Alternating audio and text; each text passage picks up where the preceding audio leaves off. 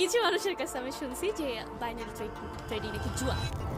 So আমার মতে এটা কিভাবে জুয়া হয়, যদি তুই লার্ন করস, লার্ন করে ট্রেড করস, তাহলে কখনো জুয়া হবে না। অ্যান্ড একটা জিনিস কি, মানুষ কী কারণে বলে যে এটা জুয়া, এই সেক্টরটাতে 90% মানুষ ফেল করে, কারণ কেউ হার মাইনা নেয়।